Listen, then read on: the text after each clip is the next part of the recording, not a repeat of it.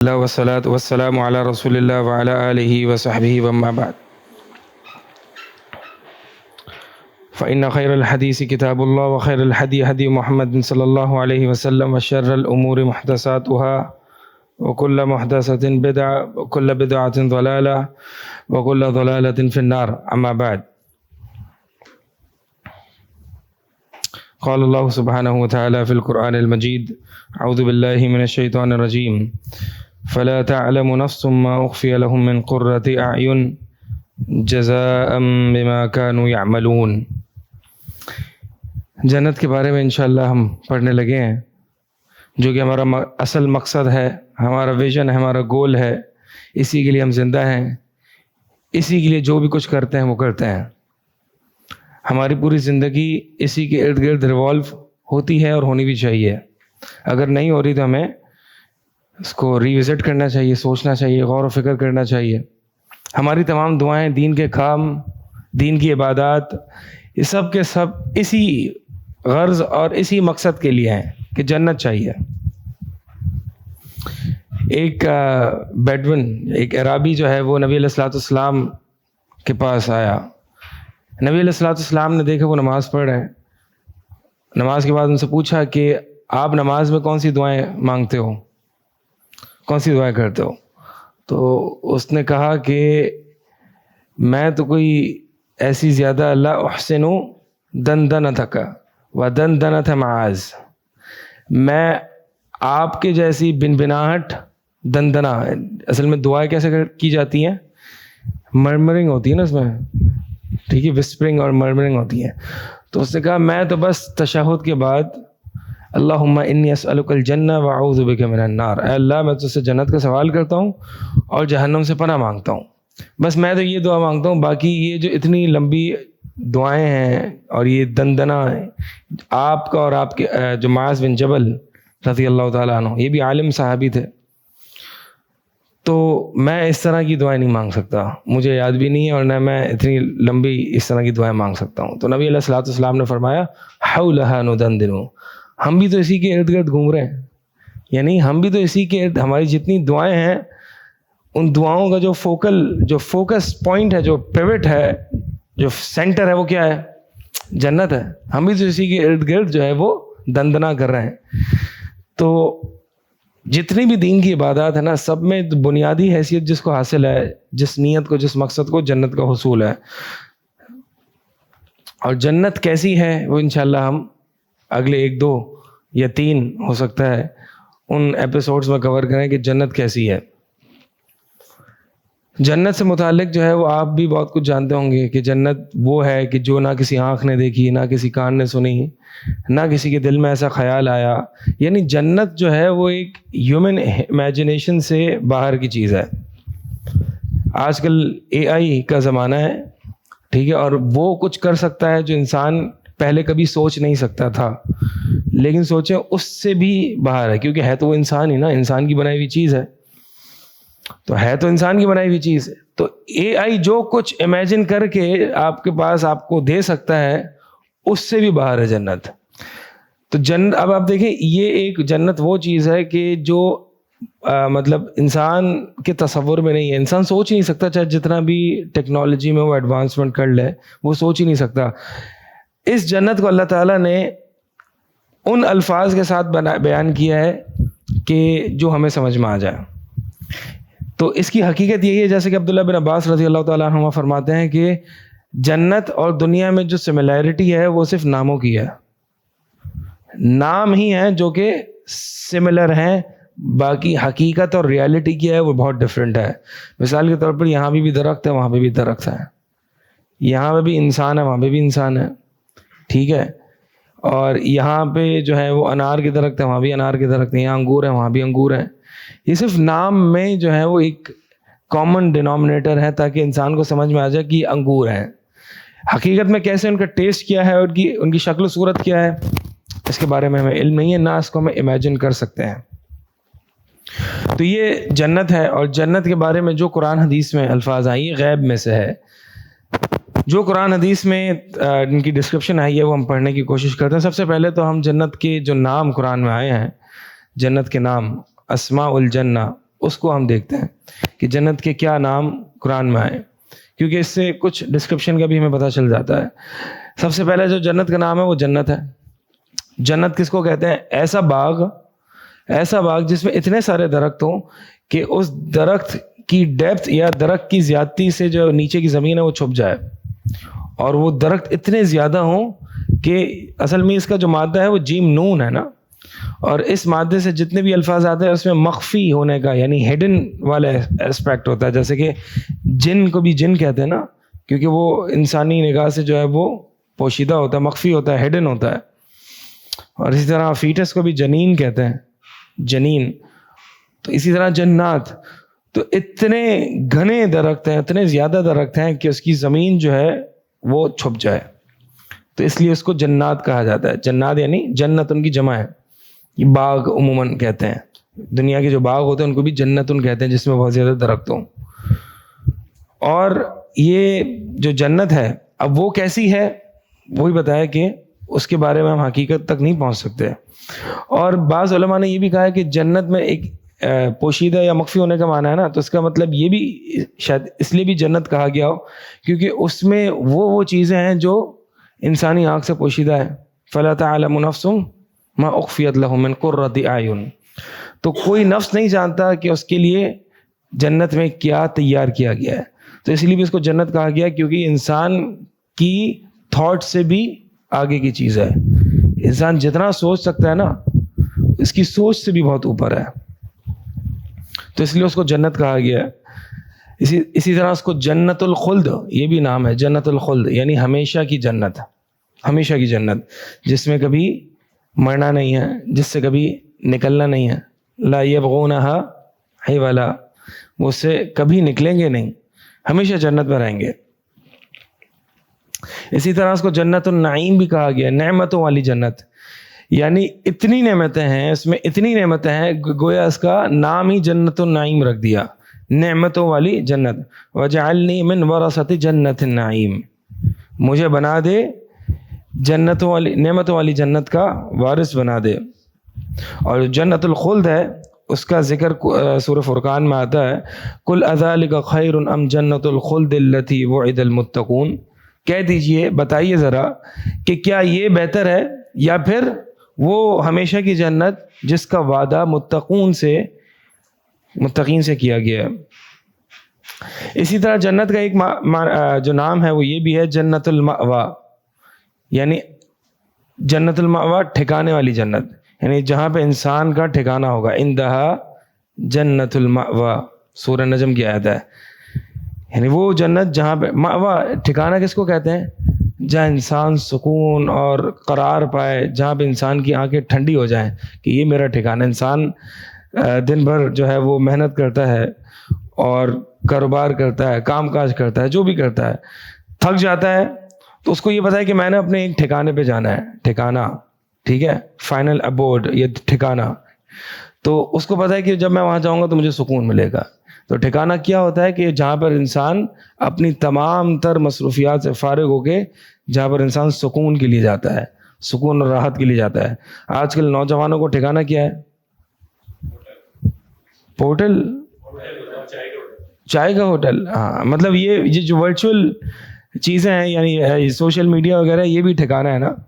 ہمارا ٹھکانہ کیا ہے؟ یہ ہے، ہمیں سکون اور راحت جو ہے وہ بیڈ روم میں نہیں آتا، گھر پہ نہیں آتا، بلکہ سوشل میڈیا پہ آتا ہے، فیس بک پہ آتا ہے، فیس بک کی نیوز فیڈ پہ ہمیں یہ ہمارا ٹھکانہ ہے۔ تو جیسا ٹھکانہ انسان یہاں بنائے گا نا ویسے ہی اس کا ٹھکانہ کل کو ہوگا۔ اگر اس کا ٹھکانہ نماز ہے، اللہ کی یاد ہے، اللہ کا ذکر ہے، تو کل بھی ٹھکانہ اس کا جنت ہوگا۔ جیسی انسان دنیا میں زندگی گزارتا ہے ویسی اس کو آخرت میں اس کا بدلہ ملے گا۔ جنت کا ایک نام جو ہے وہ دارالسلام بھی ہے، دارالسلام، سلامتی والا گھر۔ دارالسلام اس کو کیوں کہا گیا؟ دارالسلام اس کو اس لیے کہا گیا کیونکہ السلام جو ہے وہ اللہ کا نام ہے، سلامتی دینے والا۔ اللہم انت السلام ومنک السلام تبارکت یا ذی الجلال والاکرام، اے اللہ تو ہی سلام ہے، تو ہی سلامتی دینے والا ہے, تیری طرف سے سلامتی آتی ہے. ٹھیک ہے, تو یہ دارالسلام یعنی یہ السلام کا گھر ہے. دارالسلام اللہ تعالیٰ کا گھر ہے, اور اس کو السلام دارالسلام اس لیے کہا جاتا ہے کیونکہ اس میں تمام عیوب, انسانی عیوب جتنے بھی ہیں جو دنیا کی زندگی میں آتے ہیں, مثال کے طور پر پسینہ, تھکاوٹ, اور اسی طرح جو بھی انسان کی جو نقص ہیں, تو وہ جو ہے جنت میں نہیں ہوں گے. ان تمام چیزوں سے انسان جو ہے وہ جنت میں پاک ہوگا. دارالسلام اس کو اس لیے بھی کہا جاتا ہے. اسی طرح دارالسلام اس کو اس لیے بھی کہا جاتا ہے کیونکہ وہاں پہ سلامتیاں ہوں گی. وہاں پہ جنتی ایک دوسرے کو سلام کہیں گے, اچھی بات کہیں گے, اور سب سے بڑھ کر جو ہے وہ اللہ تعالیٰ ان کو سلام کہے گا. سلام قول من رب الرحیم, اللہ تعالیٰ ان کو سلام کہے گا. اور ان کا جو آپس کا بات چیت ہوگی وہ بھی فحش گوئی, فحش کلامی سے, گندی باتوں سے پاک ہوگی. یہ ایک نعمت ہے. لا لغو فیہا ولا تأثیم, یہ ایک نعمت ہے کہ لا یسمعون فیہا لغوا ولا تأثیما, کہ اس میں جو ہے وہ جنت میں ایسی بات نہیں سنیں گے جس میں فحش یا گندی باتیں ہوں گی, یا گندی بات ہوگی, یا ایسے فحش گوئی ہوگی, فحش کلامی ہوگی. ایک نعمت ہے. تو لوگ جو ہے آپ دیکھیں ہمارے آج کل پریفرنسز یہ ہے کہ ہم ان کلام کو انجوائے کرتے ہیں. ہاں, اس کو چیلنج کہتے ہیں, اس کو تفریح کہتے ہیں. حالانکہ ایک مومن کے لیے جو ہے نا یہ اس طرح کے کلام سے, اس طرح کی باتوں سے دل تنگ ہوتا ہے. تبھی تو جس کے لیے یہ نعمت ہے, یعنی اس کے لیے دنیا میں بھی نعمت ہے.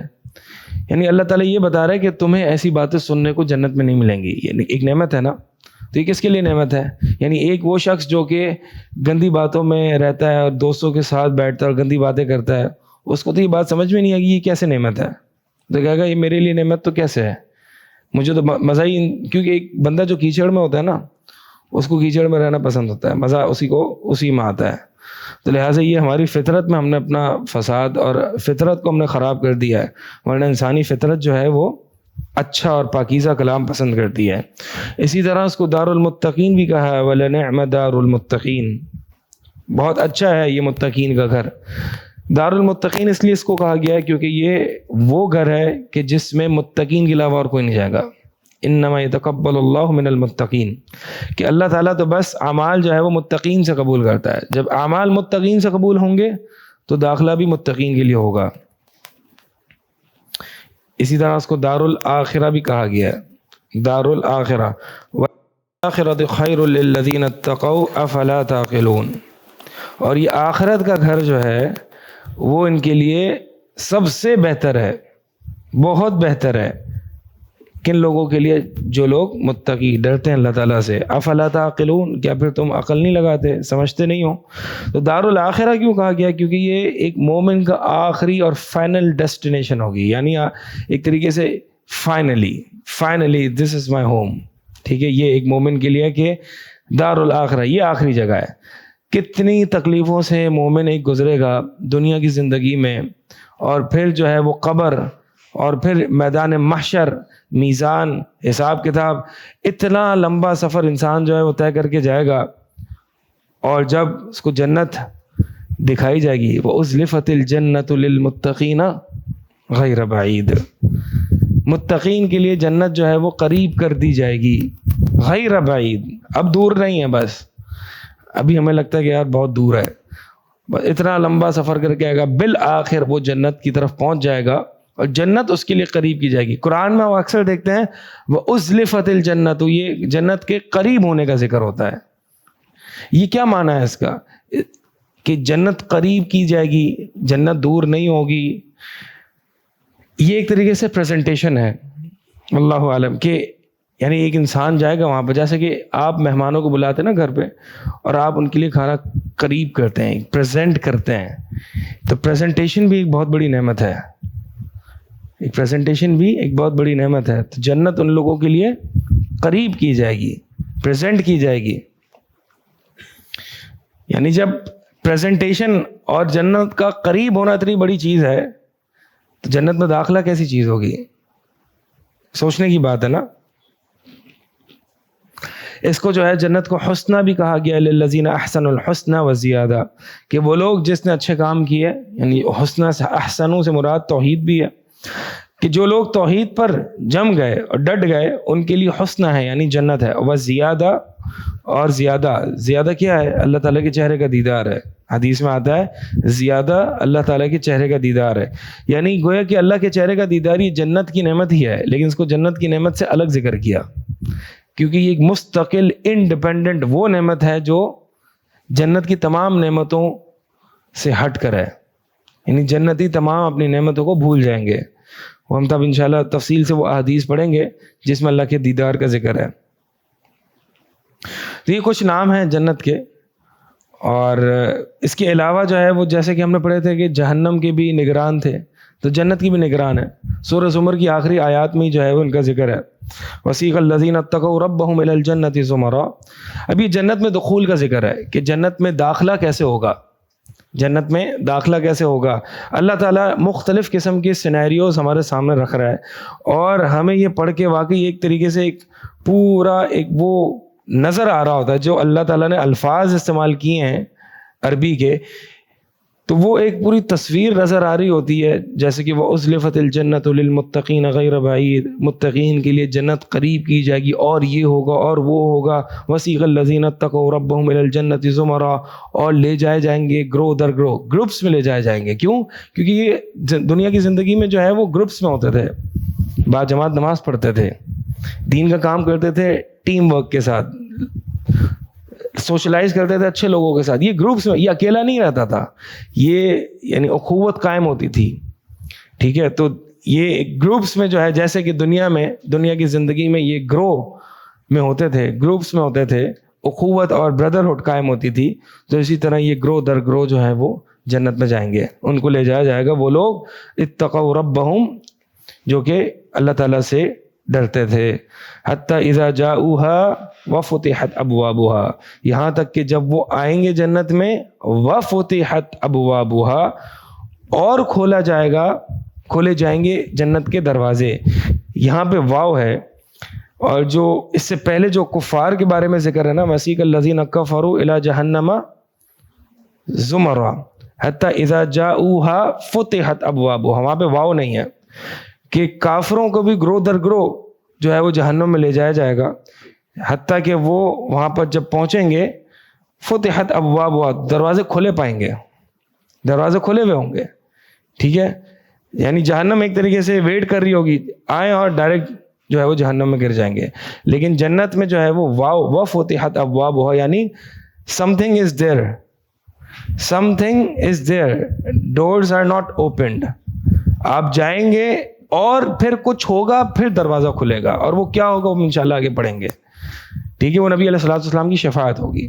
بعض علماء نے یہ بھی مانا کہ وفتحت ابوابها، اور دروازے کھولے جائیں گے، یعنی آہستہ آہستہ کھلیں گے، ایک طریقے سے ایک منظر ہوگا، پریزنٹیشن ہوگی، جیسے کہ انسان بڑے محل میں داخل ہوتا ہے تو کیسے آہستہ آہستہ اس کے دروازے کھلتے ہیں، تاکہ ایک سلو موشن میں ایک سینیریو کریٹ ہو، اور ایک آنکھوں کے لیے اور انسان کو خوش کر دے، آنکھوں کے لیے بھی اچھا ہو، اور انسان دیکھنے کی یعنی وہ منظر اچھا ہو۔ بہرحال مقصد یہ ہے، وہی پریزنٹیشن ہے، and presentation matters, isn't it؟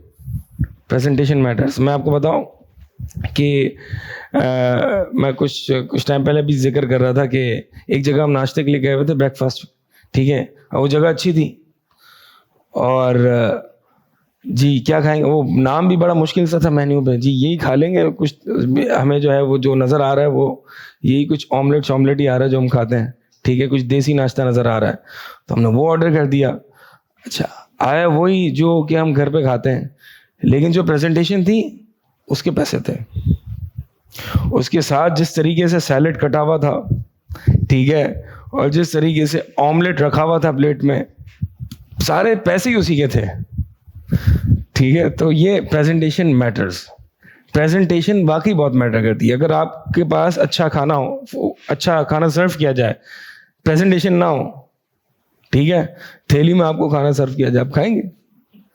کہیں گے یار نہیں یار نہیں کھانا بھائی، ٹھیک ہے۔ تو پریزنٹیشن میٹرز۔ تو بہرحال یہ ایک ساری چیزیں جو ہے وہ پریزنٹیشن ہی ہے، اور پریزنٹیشن ایسی ہے تو اصل چیز جو ایکسپیرینس کی ہوگی وہ کیا ہوگی؟ ما لا عین رأت ولا اذن سمعت، یہ وہ ہے جو کسی آنکھ نے نہیں دیکھا، نہ کسی کان نے سنا، نہ کسی کے دل میں خیال آیا۔ تو بہرحال یہ جو خزانۃ جنت ہوں گے، یعنی جنت کے نگران ہوں گے، وہ کیا کہیں گے جب یہ گرو در گرو آئیں گے جنت میں، اور نبی علیہ الصلوۃ والسلام سب سے آگے ہوں گے، نبی علیہ الصلوۃ والسلام سب سے آگے ہوں گے، اور نبی علیہ الصلوۃ والسلام فرماتے ہیں کہ میں سب سے پہلا وہ شخص ہوں گا جو جنت کے دروازے پر دستک دے گا، نوک کرے گا۔ پوچھا جائے گا، خازن پوچھے گا اندر سے، نگران، من انت، کون؟ سامنے سے جواب آئے گا محمد صلی اللہ علیہ وسلم، محمد صلی اللہ علیہ وسلم آگے ہوں گے اور ہم پیچھے ہوں گے۔ نبی علیہ الصلوۃ والسلام کہیں گے محمد، کہا جائے گا کہ بک امرت، کہ آپ کے لیے ہی مجھے حکم دیا گیا تھا کہ آپ کے لیے دروازہ کھولا جائے گا، آپ سے پہلے کسی کے لیے دروازہ کھولا نہیں جائے گا۔ تو وہ یعنی یہ جو وفتحت ہے نا کہ دروازہ کھولا جائے گا، وہاں پہ رکاوٹ کیا ہوگی؟ وہ نبی علیہ الصلوۃ والسلام کی شفاعت ہوگی، سفارش ہوگی۔ نبی علیہ الصلوۃ والسلام کی سفارش سے ہی جنت کے دروازوں کو کھولا جائے گا۔ تو بہرحال وفتحت ابوابها وقال لهم خزنتها السلام علیکم طبتم فادخلوها خالدین۔ تو جنت کے جو نگران ہوں گے وہ کیا کہیں گے؟ سلام کریں گے سب سے پہلے، سلام علیکم، سلامتی ہو تم پر، طبتم، اور سلام کرنے والے بھی ملائکہ ہیں، ٹھیک ہے؟ جب سلام کرنے، ایک تو سلام ان کا بہت زبردست قسم کا ہوگا، اور کرنے والی جو شخصیات ہوں گی وہ بھی بہت عمدہ قسم کی شخصیات ہوں گی۔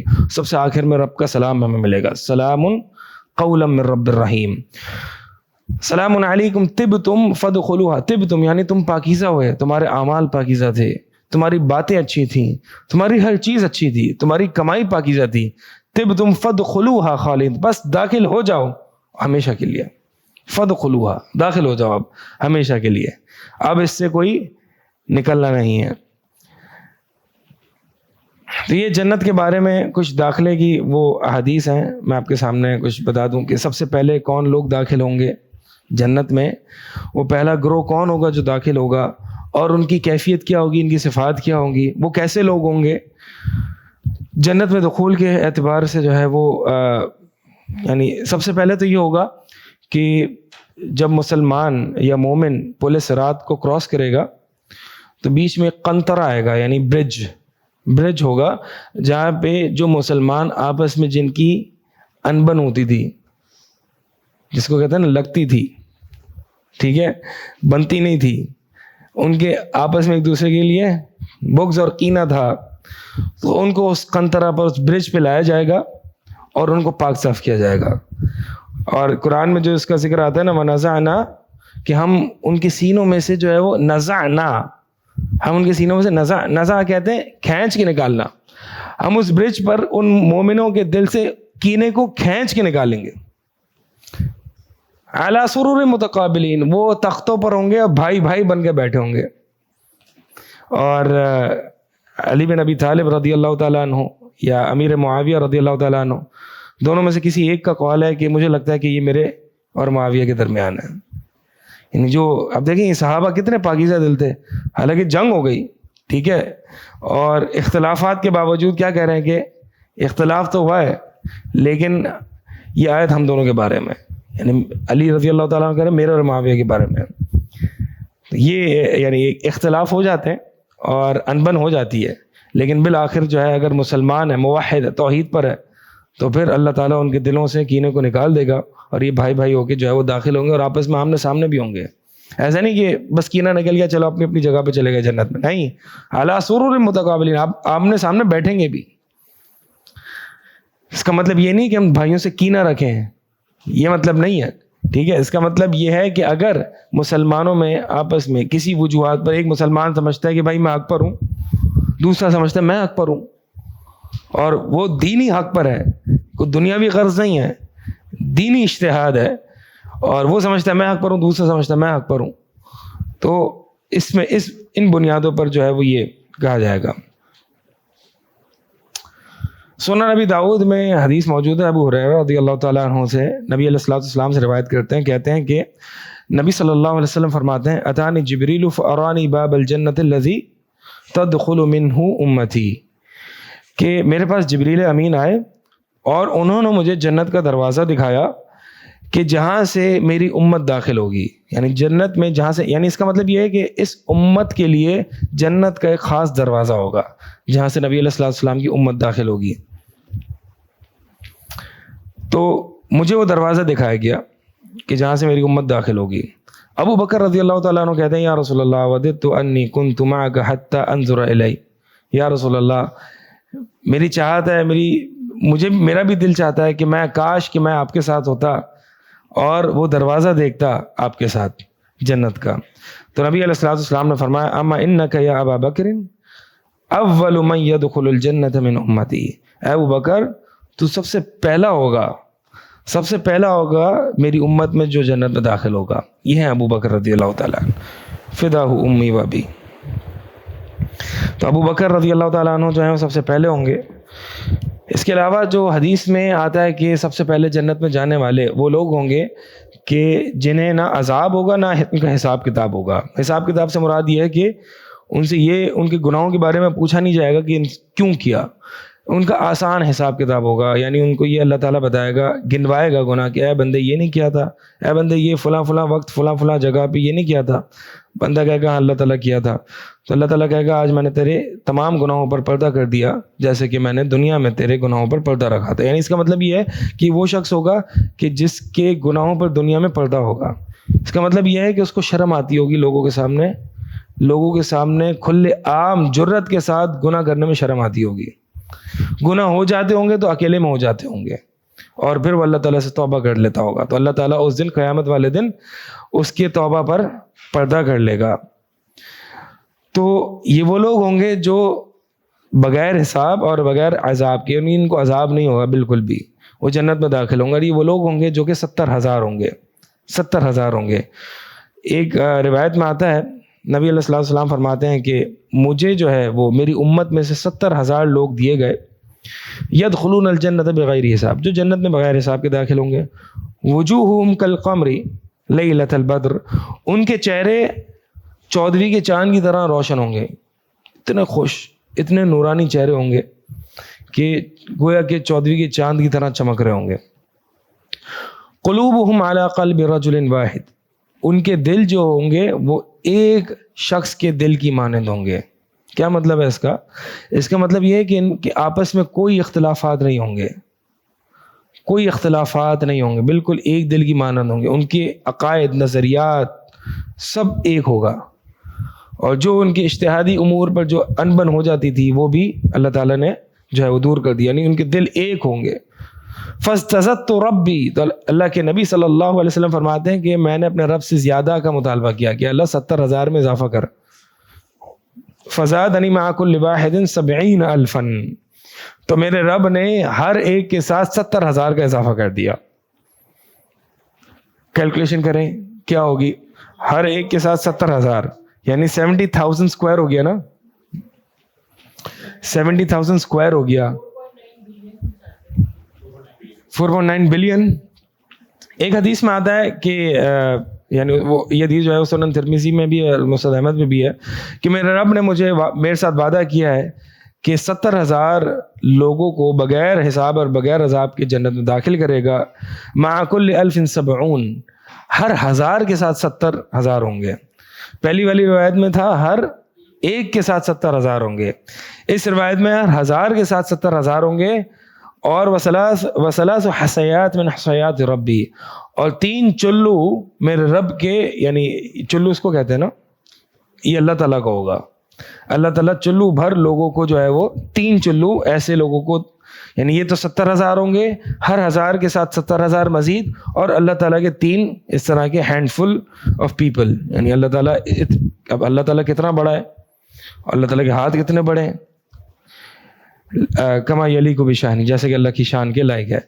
تو 3 حصیات جو ہوں گے وہ اللہ تعالیٰ ان لوگوں کو اور بھی داخل کرے گا، یعنی کافی لوگ ہوں گے. ٹھیک ہے، تو بہرحال مقصد یہ ہے کہ اللہ تعالیٰ اللہ کے، یعنی ان 2 روایت میں یہ تطبیق کی جا سکتی ہے کہ نبی علیہ الصلوۃ والسلام نے زیادتی مانگی تو اور زیادتی کی، پھر اور زیادتی کی. تو بہرحال بہت لوگ ہیں. اللہ تعالیٰ سے دعا ہے کہ اللہ تعالیٰ ہم سب کو اس میں داخل کرے. یہ لوگ کون ہیں 70,000؟ 70,000 یہ وہ لوگ ہیں جن میں 3 چیزیں ہوں گی. ہاں، کون کون سی ہوں گی؟ جو رقیہ نہیں کرتے، نہیں جو رقیہ نہیں کرواتے، لا یسترقون، جو رقیہ نہیں، جو دم نہیں کرواتے، یعنی وہ یہ نہیں کہتے کسی کے پاس جا کے کہ بھائی میں بیمار ہوں مجھے دم کر دو، بلکہ وہ ان کا اللہ پر توکل اتنا ہوتا ہے کہ وہ خود ہی دم کر لیتے ہیں. وہ بات بات پر ہر کسی کو بولتے نہیں رہتے کہ آپ میرے لیے دعا کر دو، آپ بھی دعا کر دو، آپ بھی دعا کر دو، نہیں، وہ اللہ پر زیادہ توکل کرتے ہیں. ہاں ٹھیک ہے، کبھی کبھار اگر کسی کو کہہ دیا، اپنی والدہ سے کہہ دیا کہ میرے لیے دعا کیجیے گا تو ٹھیک ہے، لیکن بات بات پر میرے لیے دعا کر دو، مجھے دم کر دو، یہ توکل کے منافی چیزیں ہیں. تو وہ دم نہیں کرواتے ہوں گے، وہ داغ نہیں لگواتے ہوں گے، یعنی وہ جو خون کو روکنے کے لیے آگ یا کوئلہ وغیرہ جو ہے وہ لگا دینا، کیونکہ یہ آگ کے ساتھ ایک طریقے سے انسان کو عذاب دینا ہے، اس لیے اس میں یہ مکروہ ہے. ٹھیک ہے. اور اسی طرح جو ہے لا یکتوون اور لا یتطیرون، ہاں وہ جو ہے وہ بدشگونی نہیں لیتے ہوں گے. ٹھیک ہے. بدشگونی یعنی کالی بلی چلی گئی آگے سے تو جو ہے وہ دن خراب ہو گیا، یا دوست آ گیا، ایسا دوست آ گیا کہ جس سے جو ہے وہ آپ کو دیکھ کے آپ کہیں یار آج تو آ گیا، آج تو اب دن خراب جائے گا. تو یہ ساری چیزیں بدشگونی نہیں کرتے ہوں گی. وعلی ربہم یتوکلون، اور وہ اپنے رب پر توکل کرتے ہوں گے، اپنے رب پر توکل کرتے ہوں گے. یہ وہ لوگ ہوں گے جو بغیر عذاب اور بغیر حساب کے جائیں گے. اور اہل علم فرماتے ہیں کہ شاید کہ یہ وہ لوگ ہیں السابقون السابقون والسابقون السابقون اولئک المقربون فی جنات النعیم ثلۃ من الاولین وقلیل من الاخرین. یہ وہ سبقت لے جانے والے ہیں. اور والسابقون السابقون، یہ تو پھر سبقت لے جانے والے تو پھر واقعی السابقون سبقت لے جانے والے ہی ہیں. اولئک المقربون، یہ ہے رب کے قریبی لوگ، یہ سورس والے ہیں، یہ رب کے قریبی لوگ ہیں. ثلۃ من الاولین، پہلوں میں سے بہت سارے ہوں گے یہ، وقلیل من الاخرین، اور بعد والوں میں سے تھوڑے ہوں گے. اللہ تعالیٰ ان قلیل میں ہمارا شمار فرمائے.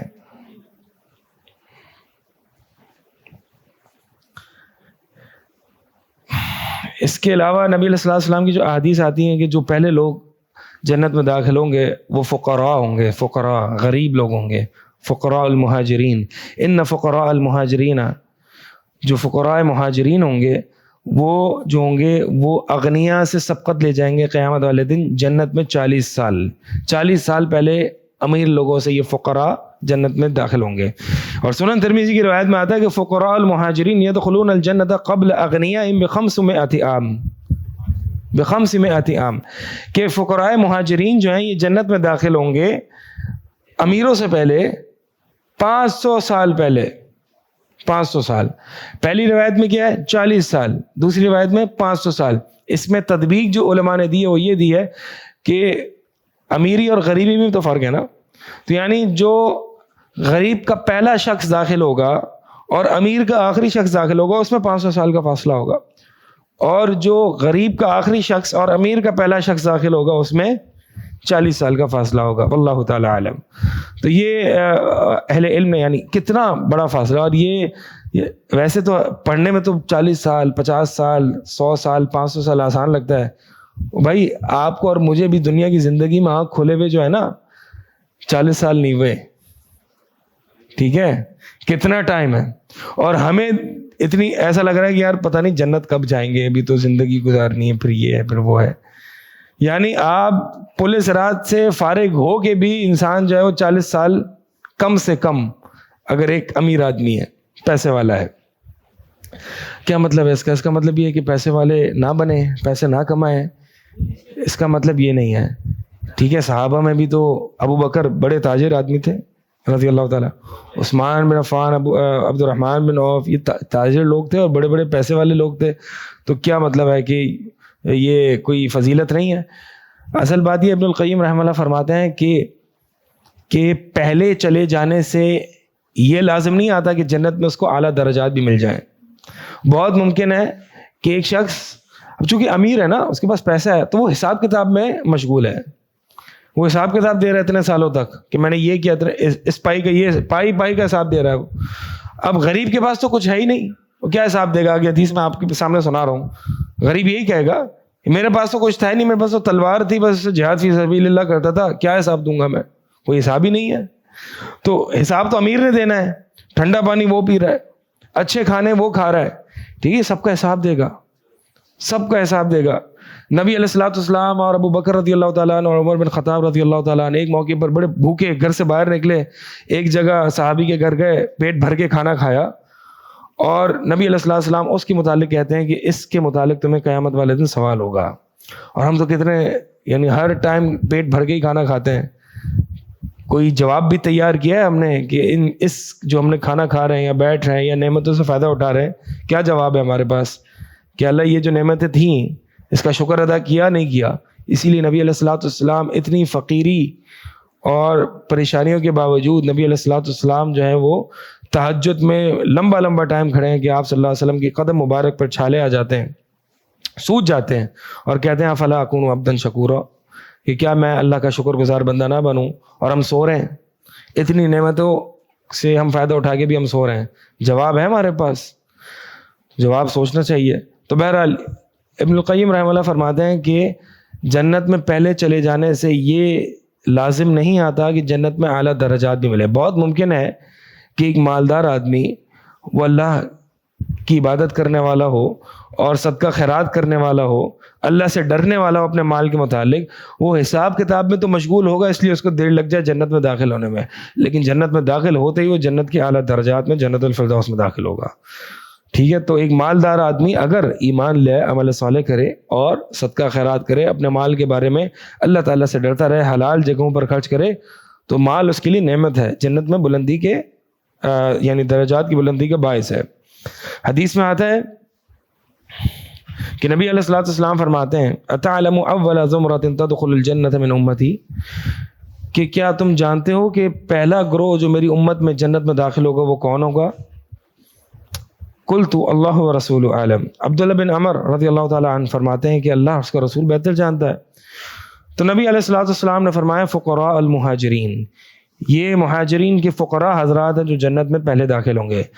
یأتون یوم القیامۃ الی باب الجنہ, وہ قیامت والے دن جنت کے دروازے پر آئیں گے.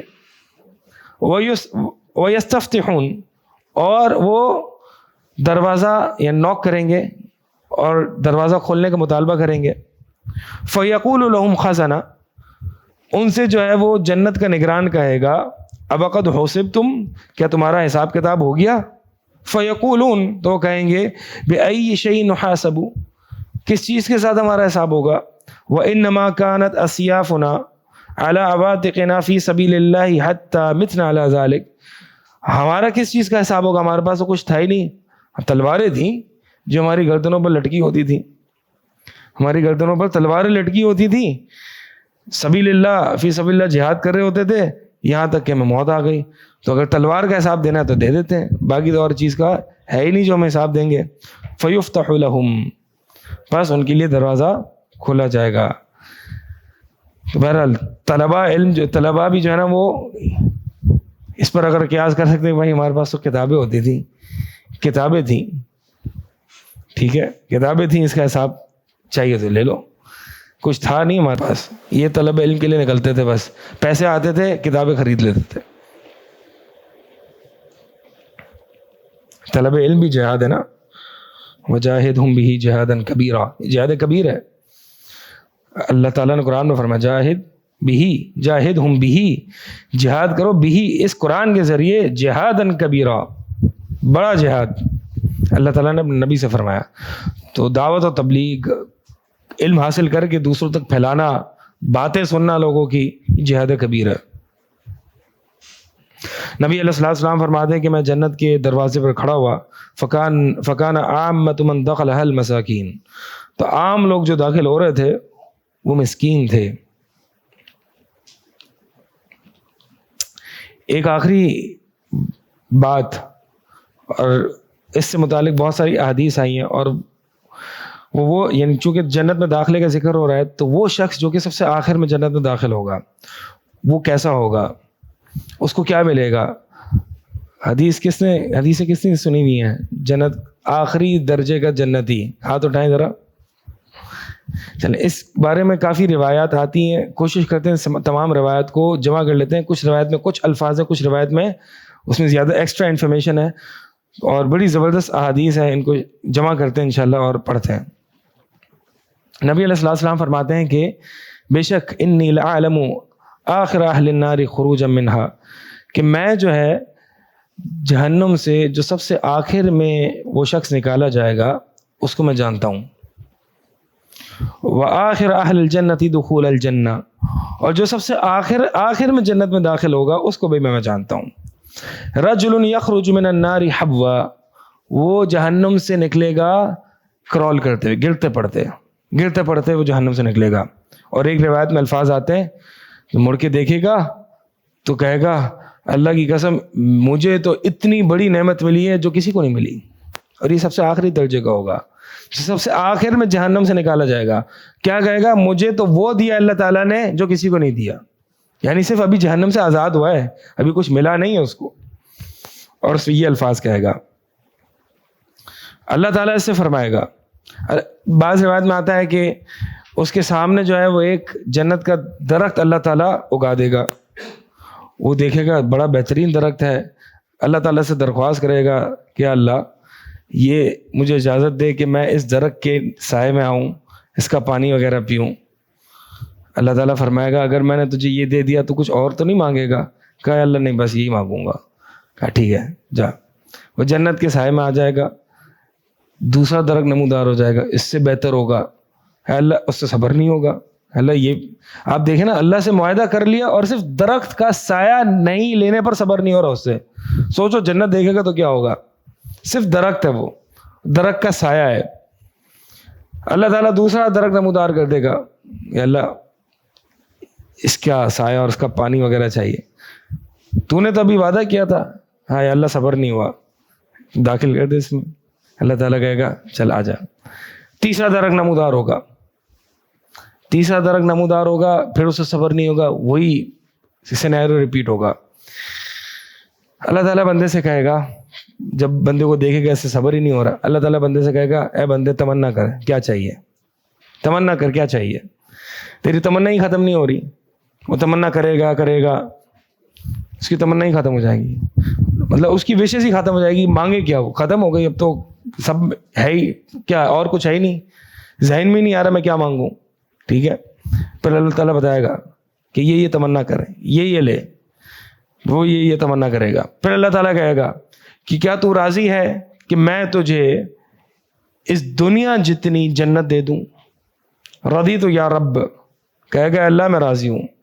اللہ تعالیٰ کہے گا ومثلہ، 5 دفعہ اللہ تعالیٰ کہے گا اس جیسی اور اس جیسی اور اس جیسی اور، وہ اتنا خوش ہوگا 5ویں دفعہ بے ساختہ اللہ تعالیٰ کو کہے گا رضیت یا رب، یعنی مکمل نہیں کرنے دے رہا، 5 گنا دنیا، یعنی جنت میں 5 اتنی بڑی جنت کہ 5 دنیا کتنی بڑی ہے، ملٹیپلائی بائی 5 ٹائمز، وہ بیچ میں اللہ تعالیٰ کو کہے گا رضیت یا رب، پھر اللہ تعالیٰ کہے گا اس جیسی 10 اور لے۔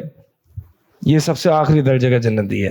لیول چیک کریں ذرا، اس جنت کا لیول چیک کریں، یعنی 10 ٹائمز اس دنیا کی، اس کائنات کی 10 ٹائمز سب سے آخری اس کو مل رہی ہے۔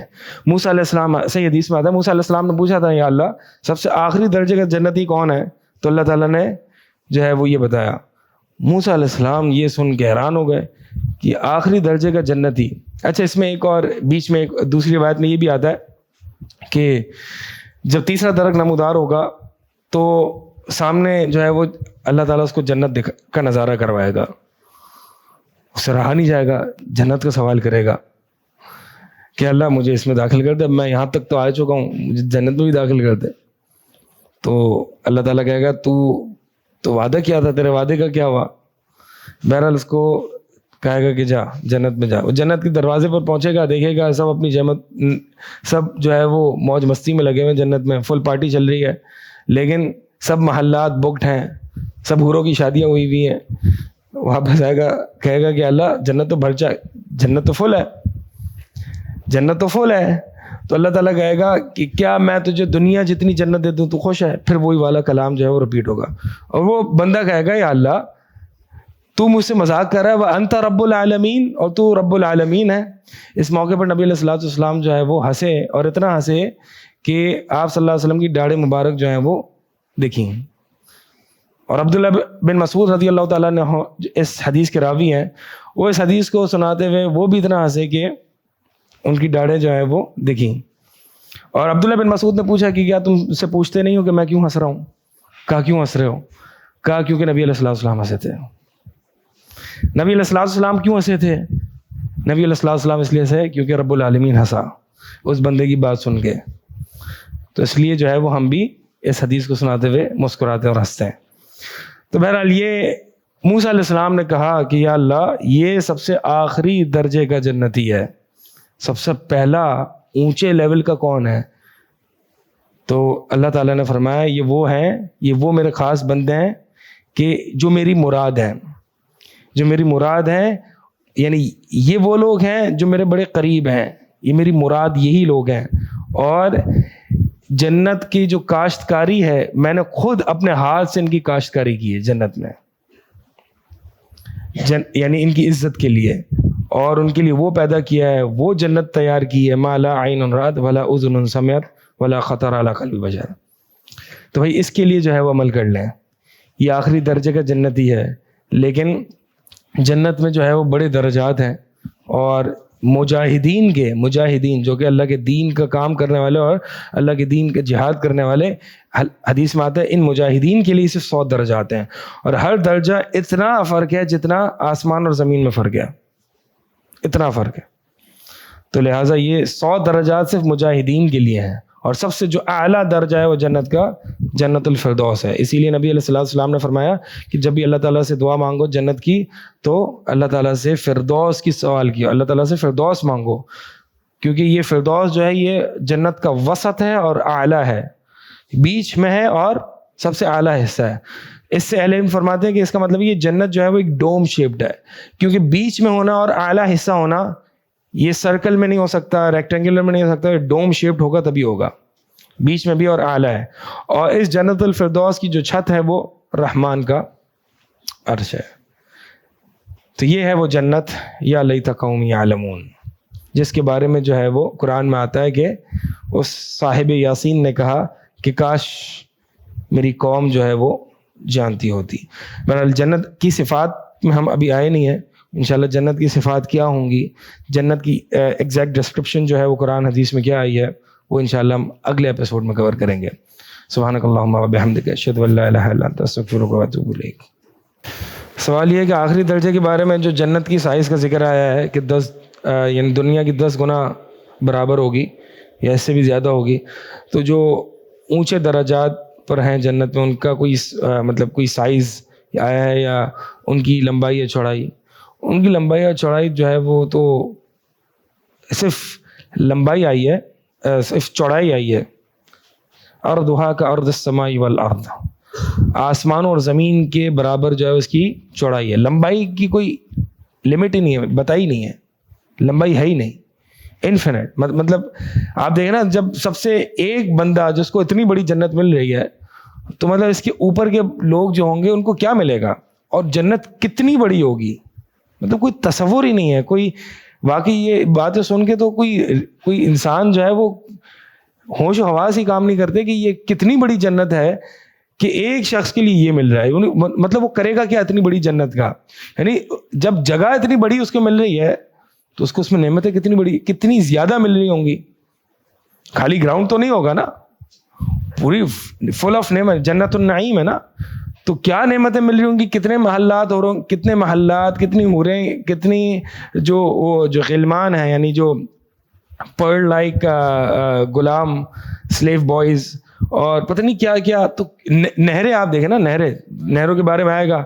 شراب کی نہر، یار آپ دیکھیں تو دودھ کی نہر، شہد کی نہر، یفجرونہا تفجیرا، جہاں جائیں گے نہر کو لے جائیں گے، جہاں جائیں گے نہر کو وہاں سے انگلی سے جو ہے وہ جاری کر دیں گے. اب شراب کی نہر آپ سوچیں تو صحیح، یہ تو نہریں ہوں گی.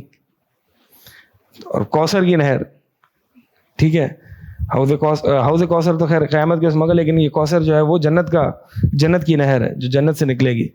تو یہ جو ہے وہ، اور پھر سونے اور چاندی کے محلات ہوں گے پورے، زعفران کی مٹی ہوگی، آئے گا انشاءاللہ، ویٹ فار اٹ. سبحانک اللہم و بحمدک اشہد ان لا الہ الا انت